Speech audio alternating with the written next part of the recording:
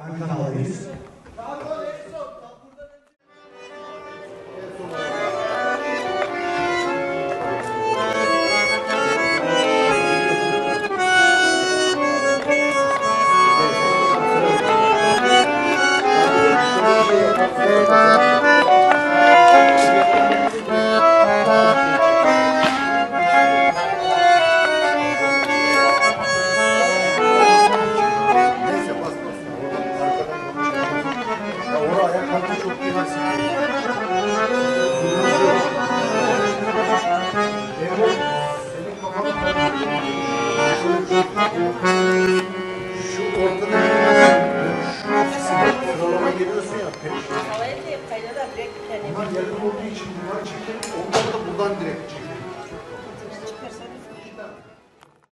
Not important. In Spanish we say the size is not important. The important is the... Okay.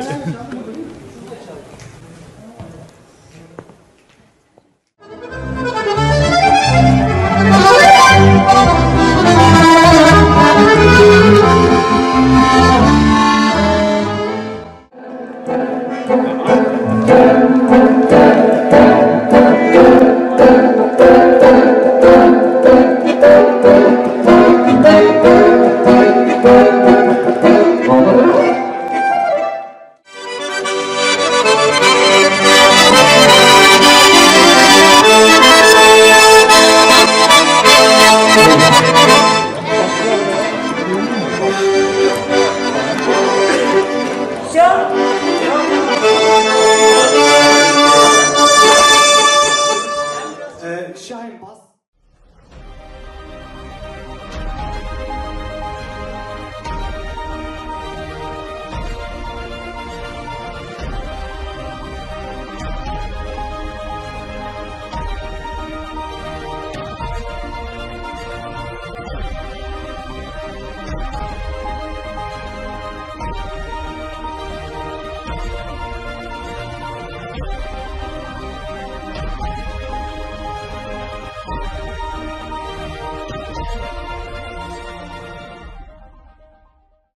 Hər vaxtınız xeyir olsun əziz dostlar. Bir neçə dəqiqə sonra beynəlxalq master klassım baş tutacaq. Bilirsiniz ki, beynəlxalq akordeon festivalı davam etməkdədir. Festival çərçivəsində master klassım təşkil olunub.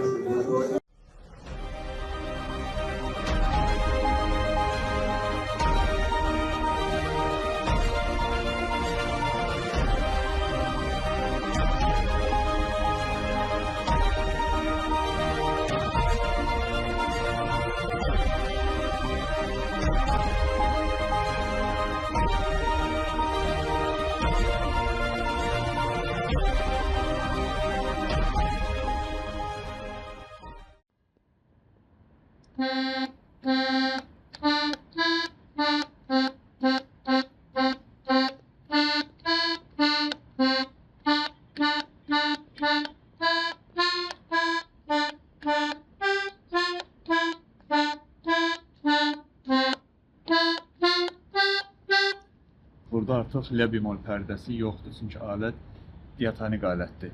Hər birinizi ürəkdən salamlayıram. Bilirsiniz ki, mən İstanbulda beynəlxalq akordeon festivalındayam.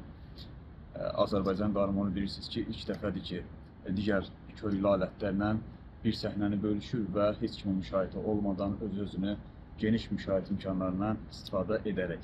Və bu festival hal-hazırda davam edir. Bugün axşam da növbəti konsert proqramı baş tutacaq.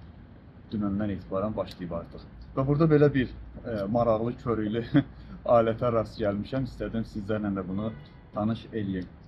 Alət diatonik akordeondur. Diatonik akordeondur. Və burada bir düymə, iki səs deməkdir. Məsələn,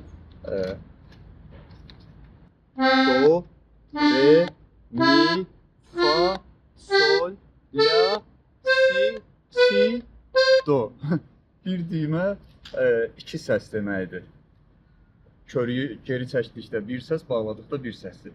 Və bu sıra do majorun səslərindən ibarətdir. İkinci səs sıra fa majorun səslərindən ibarətdir. Və həmin sistem sol tərəfdə də yerləşdirilir. Baxın.